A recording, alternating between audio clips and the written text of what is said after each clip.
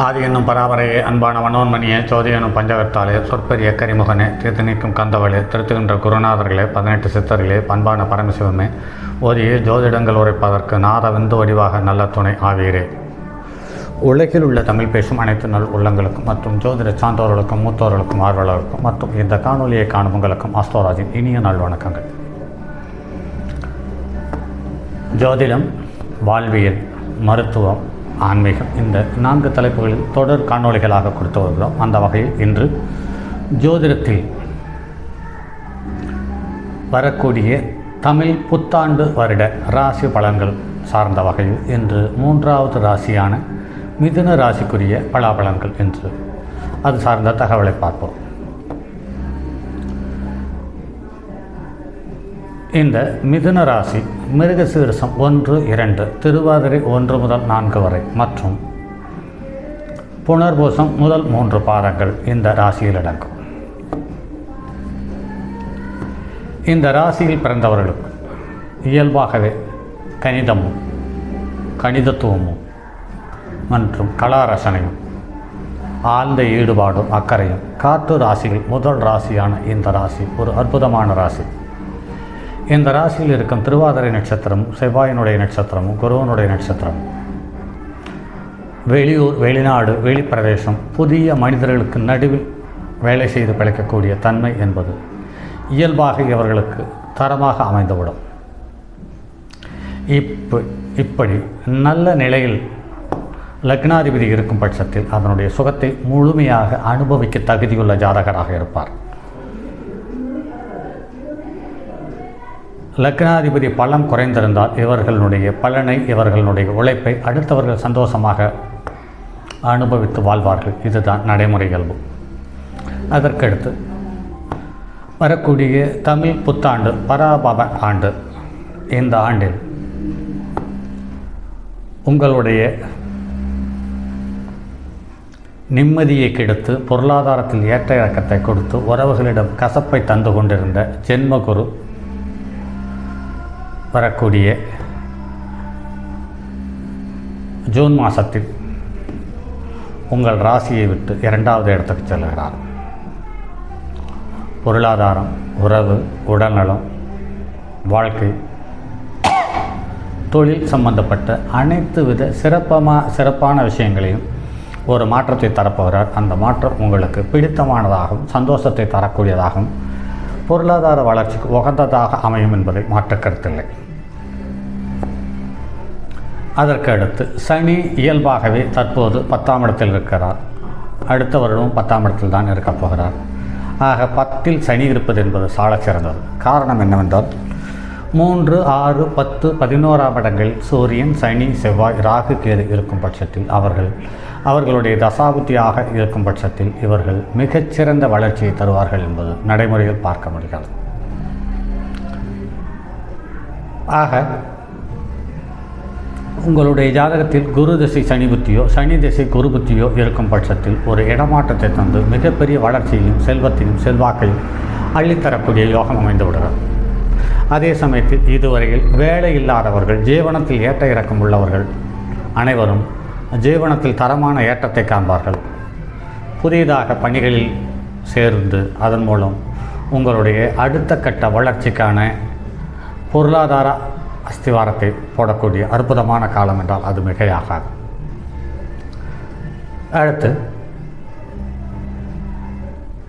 ராகுவும் கேதும். ராகு 9ஆம் இடத்திலிருந்து தந்தைக்கும் நமக்கும் அல்லது தந்தை வழி சொந்தத்துக்கும் நமக்கும் உள்ள உறவுகளில் கசப்புகளையும் சங்கடங்களையும் இழப்புகளையும் மரியாதை குறைவையும் தந்து கொண்டிருக்கிறார். அந்த சூழ்நிலை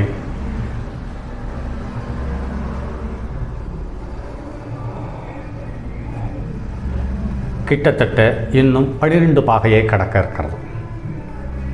இந்த 12 பாகையை கடக்கும் பட்சத்தில் இன்னும் ஒரு 13, 14 மாதங்கள் இருக்கிறது. இந்த 13, 14 மாதங்களும் சின்ன சின்ன ஏற்ற இறக்கங்களை தருவதற்கான வாய்ப்பு இருக்கிறது.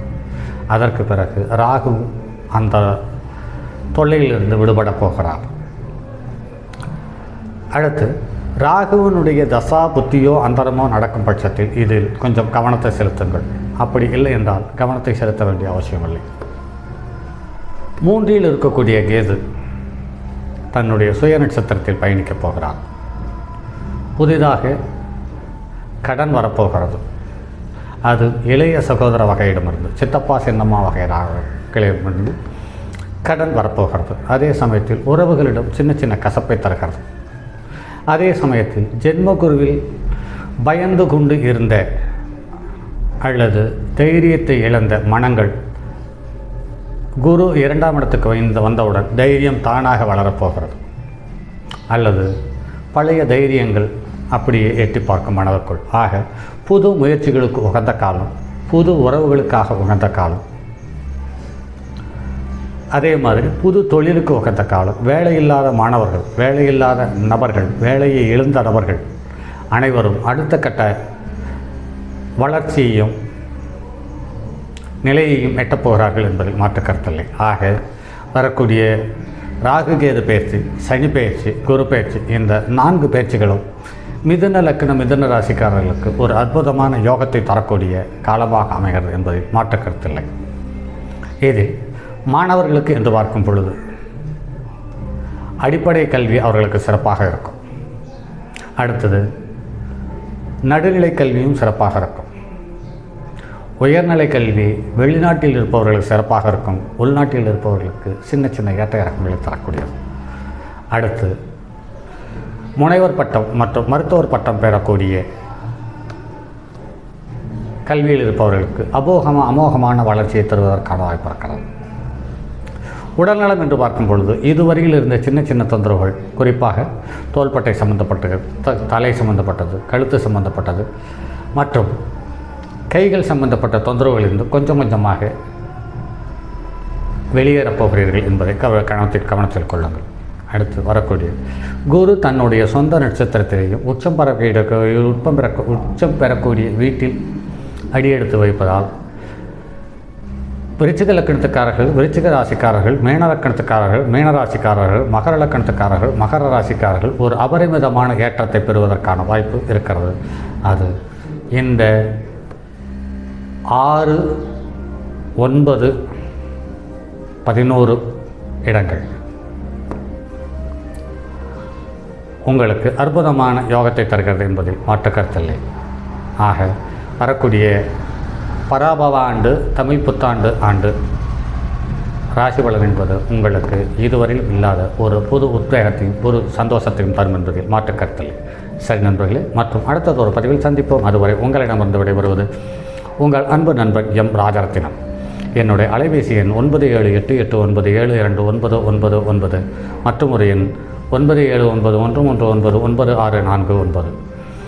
தங்கமான் மழுவோடேந்தி தன்மதி தலையில் கொண்டோன் மங்கையர் பதிக்கச் சொன்ன மாமொழி ஜோதிடத்தை இங்கு யாம் உரைப்பதற்கோர் ஏமை என்னும் பிழை வராமல் காக்க செங்கன்மால் மருகன் யானைச்சரன் பதம் காப்பதாமே.